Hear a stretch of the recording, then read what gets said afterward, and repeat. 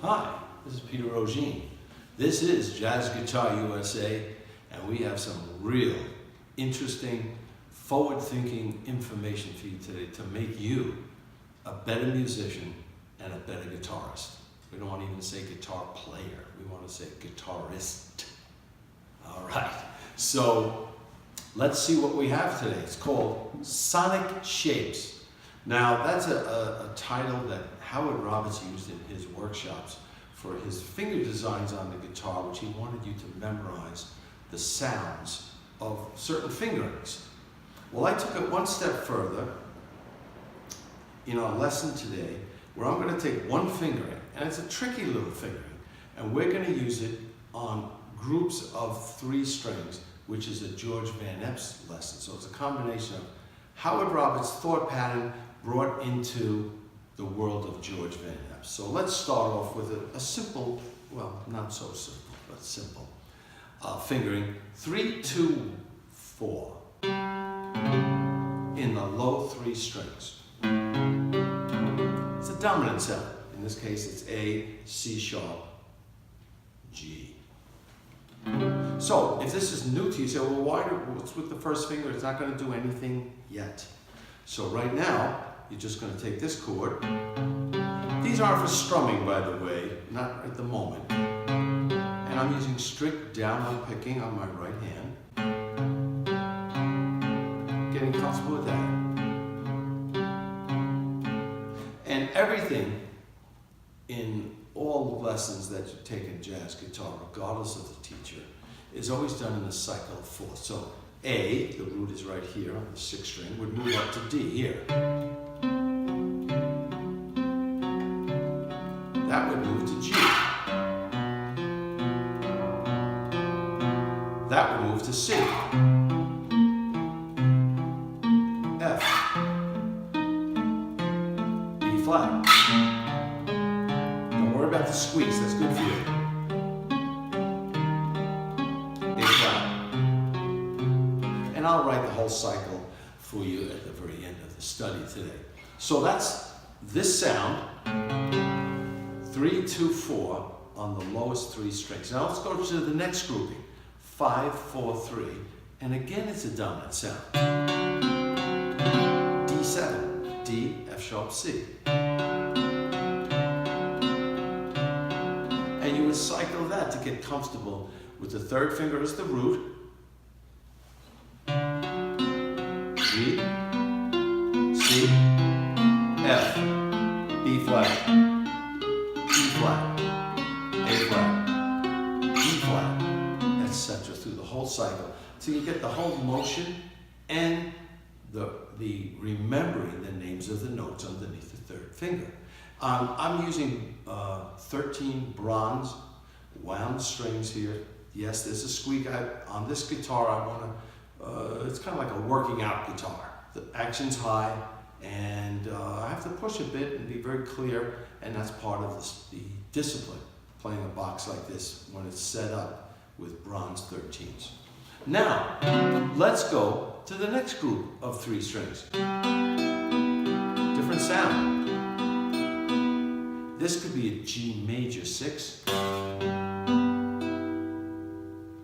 Could also be, if you're using the root, C. Wow, 2 names.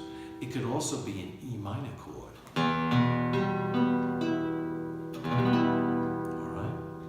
Now, that goes back to an earlier study we had where I asked you to start spelling chords and memorizing the triads and then the 4-part chords. Every music teacher worth their salt is going to ask you to do that, to memorize all 60 chords, minimum, up to the 7th, minimum.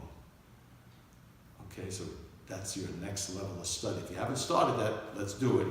So here's G, B, E, and now, dig this, come one more set. This sounds like a -6 chord, or A-7 flat 5. It's also a diminished part of a diminished chord. So this fingering of 3, 2, 4 has a lot of possibilities. So you would practice this. This is one possibility.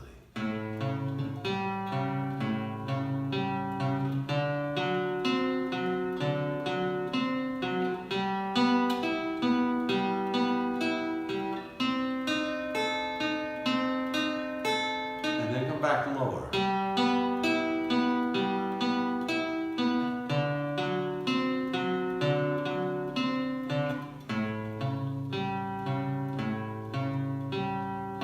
And I would do that at every fret, getting the sounds in your mind and the names of the chords. So we had A7 on the 6th string. I know it's a deep sound, don't worry about that for now.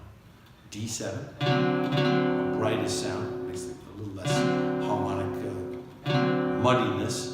Then we got this G, B, E, which belongs to a couple of different chords.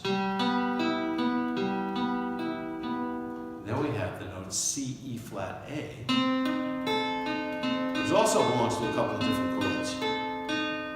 So that's the beginning of a long, long study. Now watch this. I'm going to take that G, B, E, put a G in the bass.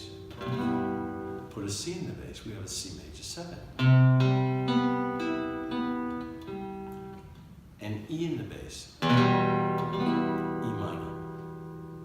Now, once you start experimenting just with those 3 notes, you can start moving any note you wish down a half step.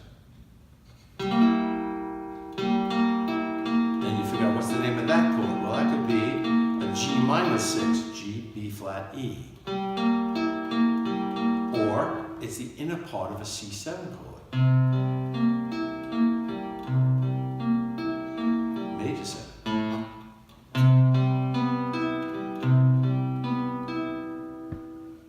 You could do this. Now watch this fingering. This is something we all work on, is getting your second finger to bend in.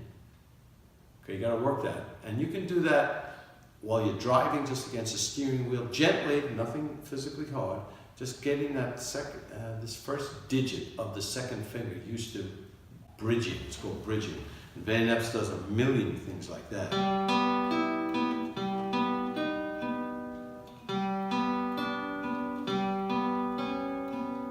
Now you have a line.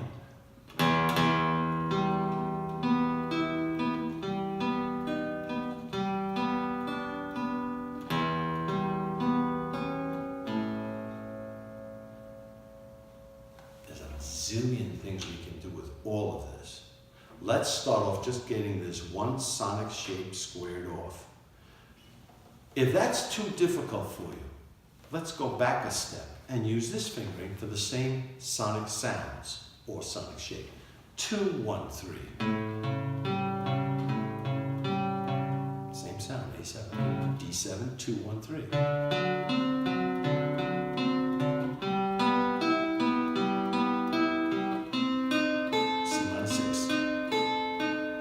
So that's another way to practice it. Maybe you should start with that first if you don't have the experience of doing this. This will open up sounds in your ear and on the guitar. I hope that was helpful. My name is Peter Rogine. You can contact us at Jazz Guitar USA. Leave a comment. We'd love to have a comment. We always answer them. Subscribe. And we'll be having videos every week. So stick with us. Remember, the world can never have enough musicians. Don't forget, you have a guitar, you want to make a living, have a guitar, will travel. Speak to you soon.